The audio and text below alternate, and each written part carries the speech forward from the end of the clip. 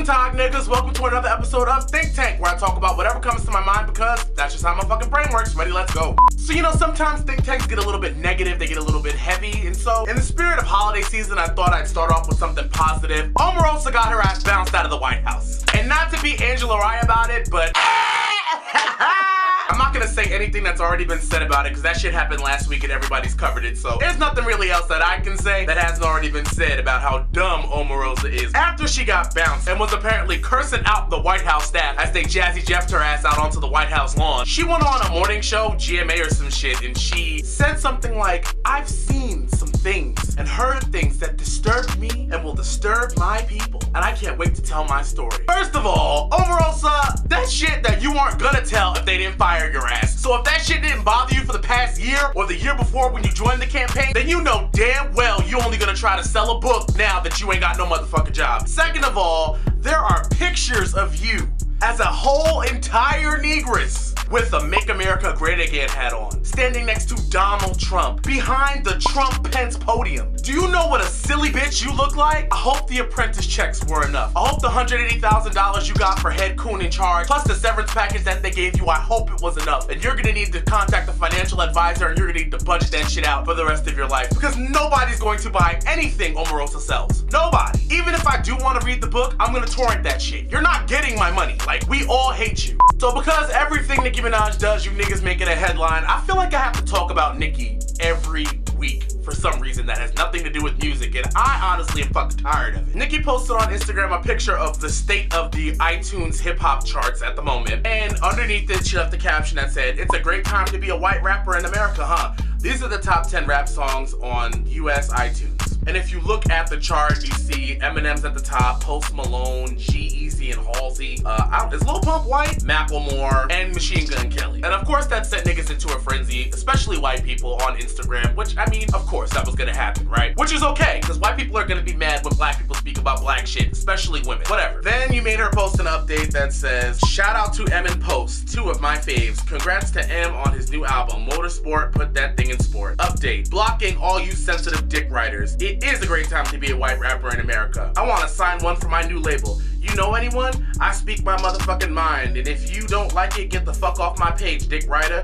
Y'all can't never wait to ride the queen dick. Sensitive ass IG thug, get the fuck out of here." And then she posted a video of J. Cole basically saying the same thing a couple years back on Angie. I have a couple of things. One, Nicki, don't take back what the fuck you said. What you said is what you said. I kind of felt like the update was a little bit of a backpedal. Don't backpedal out of your shit. Steam the fuck forward. So then, after I'm seeing, you know, people are mad at her Instagram comments, I hop on Twitter, and I see that there's no support from Black Twitter. Black Twitter's not rallying behind her and saying, well, she was right. The only person I really saw, even in media, that spoke out and said Nicki was right was Amanda Sears. So here's the general problem with the iTunes chart. In case you didn't know, white rappers are dominating the iTunes chart because you niggas don't buy shit. That's just straight up. It's because you niggas don't buy shit. And with the year that it's been for hip-hop, 2017 has been a great year for hip-hop. How is that the iTunes chart? Because you niggas don't buy shit. After Post Malone pulled that forgery to get Rockstar at the top of the Billboard Hot 100, Billboard said that they're going to count things like iTunes and page streams with more weight than your free Spotify subscription or all your free shit. So if you understand that this is what the future of Billboard is going to look like because you niggas don't buy shit, there's a bigger problem that's getting ready to happen here that I feel like y'all are just missing because you want to drag Nicki Minaj, and that's fine. Because she just got up in the morning and deleted the shit. But it's not a problem that white artists are prospering in black spaces. I don't have an issue with that, and I'm pretty sure most of you guys don't have an issue with that. It's the fact that black artists are not able to prosper in white spaces at the same rate. Even if a black artist makes more alternative music, like SZA and Control, they're still gonna put her in the R&B category. They're gonna escort you to your black place. But white people will be nominated for Album of the Year.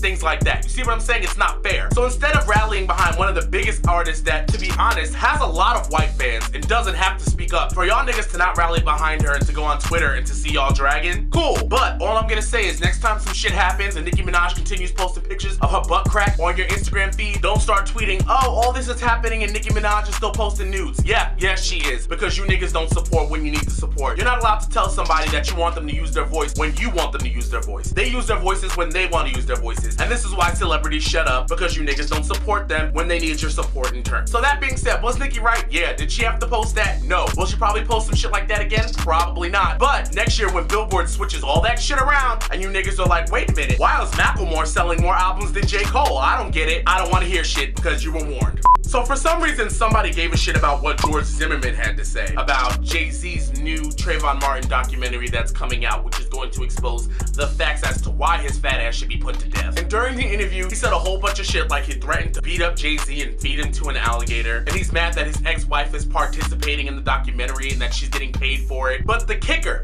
the biggest problem that I have is that he had the nerve to say, I know how to handle people who fuck with me. I have since February 2012. You know, George, I don't know who told you that you were some big, bad, rough and tumble street motherfucker, but I'm here to tell you that nobody is afraid of you. Nobody, armed or not, is afraid of George Zimmerman. You killed a child. You killed a child. Even if you did get a chance to fight Jay-Z, you're fighting a man. You're not fighting a fucking child. You don't get a badge of honor as a tough guy for killing a child. And not only that, but nobody is afraid of a nigga who's shaped like Tito from Rocket Power. George Zimmerman looks like every stockroom employee in Nevada. Nobody is afraid of you. If George Zimmerman was right here, I would beat George Zimmerman's ass today. And I guarantee you every black person, man and woman, will say the same thing. Maybe not Omarosa. And I'm not even claiming to be the super tough guy. That's not my narrative. Cause there's tons of shit I'm afraid of. I'm afraid of the Grim Reaper. I'm afraid of everything in Insidious, Heights, the bear from The Revenant, and the IRS. I have fears, real fears, things that could take me the fuck out. But I'm not gonna be afraid of any nigga that's shaped like a gallon of Tampico. I'm not gonna be afraid of you. There's not a nigga on the planet with elastic in the waistband of his jeans that can spark a taint of fear in me or half of America, George. You're not scary. You're not that guy. That's not your narrative. You're mad because the death you should have been sentenced to is better than the life that you've been sentenced to. You lost everything. All you'll ever be able to do is tiptoe around and fly over states, doing interviews with random media outlets in a trench coat and a fedora with your back facing the street like Deep Toot because you're afraid that one day somebody is gonna walk up to you and reclaim your motherfucking time. But not a black life, not another black life will ever be lost on George Zimmerman. Even if someone does kill George Zimmerman, someone's gonna have to go to jail, and it's not even worth it. I hope nobody touches George Zimmerman. You will live the rest of your days in this own personal hell before you're finally sent to those goddamn red gates and the devil sticks his motherfucking trident up your ass. So I'm just gonna say this again, I don't want to hear about George Zimmerman anymore until the day somebody finds him dead in a motel, alone, the way he deserves to be, and you can live out the rest of your days searching Fashion Nova Plus, hoping that the new jeggings are out in your size, you fat bitch. Die slow. And one thing you're never, ever, ever gonna do is touch the father of Blue, the Ivy, Sir Carter, and the Roomie. You'll never touch him. Not only is the Marcy Projects full of niggas who are ready to take your ass out for even saying that shit, you have a world full of blacks and whites who you would have to fight before you ever got to the big boss. So shut the fuck up.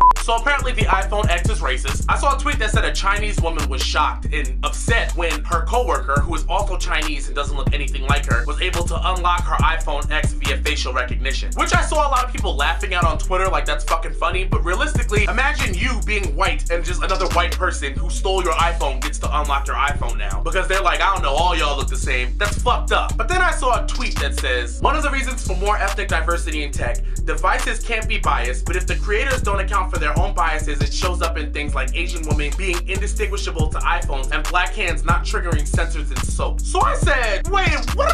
I've had my fair share of experiences in which I went to go get soap from the soap dispenser because I washed my hands, I'm not a nasty motherfucker, and it didn't work, but I just thought this shit is broken. But then somebody uploaded a video of this soap dispenser. Check the clip.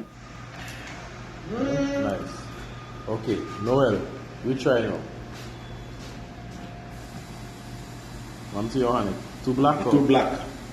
Yeah. So what I'll Come do... again. Hello. Come again, Sashi. Hello. Nah, you too back over way. What I have to do to get... What you have to do... This is how racialist thing is. Yeah. I have to use that piece of white. Let's say a napkin, and show it. What's the difference? Put your napkin again. Napkin again. Right, put your hand out. What's it called on my hand?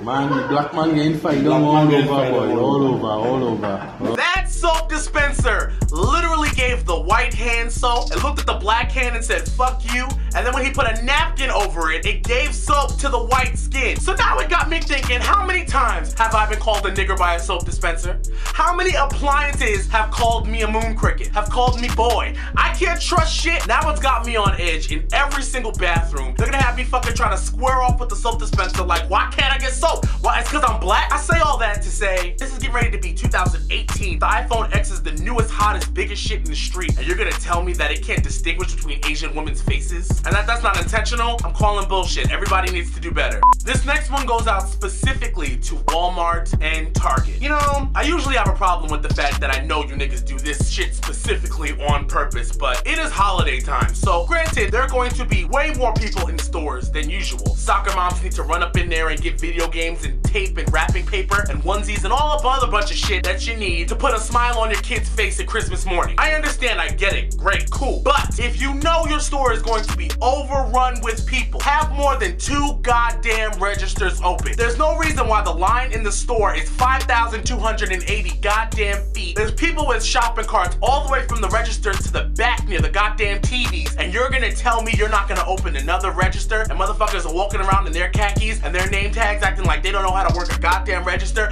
Figure it the fuck out. And I know why you do it. It's because you're greedy and you don't want to pay people, and you'd rather overwork your employees and stress out your consumers than you actually pay somebody to open up another register. How in the fuck ever? If I ever go into another Walmart or another Target and I'm about to give you my money and I see that there's only 2 registers open and there's people from the skull to the crack of the goddamn store, I'm going to tip my goddamn cart over and I'm gonna walk the fuck out. I'm not waiting an hour to pay for a goddamn thing from anybody. Maybe Beyonce, because that is an experience. But other than that, both of you have got me fucked up. So apparently there's a Destiny's Child reunion that's being cooked up for Beyonce's set that's due at Coachella next year, which I think is dope. I was thinking actually a couple days ago, it was like, you know, with Skeme running around, and I personally have never seen it for Skeme, but I wasn't really raised on their music, so I'm a little bit biased because I was raised on, you know, actual harmonies. But anyway, they're actually touring the country, so I was like, why can't Destiny's Child have one of those moments? If there's a market to see, you know, these girl groups come back, why not Destiny's Child just put on like a 3-night show in New York or some shit? That'd be dope, because Beyonce's not giving them a whole tour, and we don't acknowledge nuclear as a comeback, so we can do a comeback. But the kicker about this comeback is, for the performance at Coachella, Beyonce's supposed to be adding in LaToya and LaTavia, which I think is really cool because, I mean, stans, we've spent our fair time dragging LaToya and LaTavia. Years and years ago when I was meaner on Tumblr, I used to call them La Toilet Bowl, La Trash Bag, La Train Wreck, and it's not funny because they're not bad people. They deserve their moment. So I think it'd be cool to see all the girls get together and know, you know, that shit that happened when we were kids, it's not that big of a deal now, we're all cool. And it would also great to, you know, see Beyonce jump down from Mount Olympus and touch humans and be like, you know, I'm one of you. For this performance only until I kick you the fuck off my stage. I saw a lot of people asking, where's Farrah? Why isn't Farrah in the group? I don't even know if Farrah contributed a vocal note to Destiny's Child. All I know is that she was in Destiny's Child for 30 seconds when she was kicked out of Destiny's Child by Beyonce on camera. Go to Houston to do something else. Okay. That's the last flight out of here? Yes, sir. You might have to go straight to the airport. Okay. I don't have no luggage. I'm rolling. But it's better for you to go home than not have luggage. No, it's not. It's not? Because where y'all coming out there? Well, somebody can send your luggage. But then I'm going to have to wait for 4 days before I get all my stuff. Well, it's either that or you're going to probably miss your flight. We have nothing against her, but we just felt like we can continue on as a trio, and that's what we're doing. So really, what would she contribute? Why would she be back? There's no need to bring Farrah back, sorry. But I do think it's cool to see Destiny's Child come back and rock on stage at Coachella. I wish I had tickets to Coachella because every year when Coachella comes around, I'm always like, why did I not go to Coachella? But Coachella's like, but it's kind of dirty. It's kind of mainstream now. Like everybody goes to Coachella. It's the same shit. White people are gonna be dirty. There's gonna be porta potties that smell like 3 years of ass. I know for me, it wouldn't be the scene because after 3 hours of anything, I'm ready to go home, and Coachella lasts for like, what, a week or some shit? I don't know how long it lasts, so I know I'm not built for it, but it used to be cute in theory. But anyway, we'll see if Destiny's Child does actually make it back, and if it do, it'll be cool. So now we're gonna move it along to put you on as usual. If you have any songs you want to put me on, hit me up on Facebook, Twitter, Tumblr, Instagram. I'm everywhere at 20 Days of June, and let me know what you're listening to because I love hearing new music. So I have 2 songs for you niggas today. For the up-tempo song, because y'all niggas know I love music that sounds like parties in summer and shit, even though it's 15 degrees outside, but I'm not gonna complain about the weather this year. I promise. Okay, don't promise, but I know I'm trying. First song I'm putting you on for the up-tempo shit is Won't Judge You by Skeme. Go ahead and listen to that. That'll be in the description box below. And for the slow R&B soulful vibe, this is a song that I feel like maybe some of you guys have heard, but I know I hadn't heard, so maybe y'all niggas are putting me on. But it's called Evergreen by YEBBA. It's so soulful. Of course she's white, probably from the UK. I don't exactly know, but I feel like, you know, white people with soul like that are only ever from the UK. And I think it's a dope song. It gives me real Heathcliff and Claire Huxtable table dance vibes. So go listen to Evergreen by YEBBA. And also don't forget to check out my 2018 New Year's resolution video that I put up. That's the first of my 3-part holiday series that is going up towards the end of this month. And turn on your post notifications so you know when those videos goes up. The video uploads are gonna be kind of sporadic because I have a life, I have a fucking family, niggas. So like, the holiday time's gonna get a little bit jumbled up, but I'm gonna try to get those videos up for you. So turn on your post notifications, hit that bell so that way you'll know when those videos go up so you can watch them. Anyway, that's it for this week's Think Tank. As usual, if you like this video, don't forget to like and subscribe. If not, suck a dick, and I'll be seeing you guys later. Deuce! Get your fucking skin together. You look like a poppy seed bagel on camera. Either cook enough food for only one meal or learn to eat the goddamn leftovers. Realize when people ask for the truth, they don't really want the truth.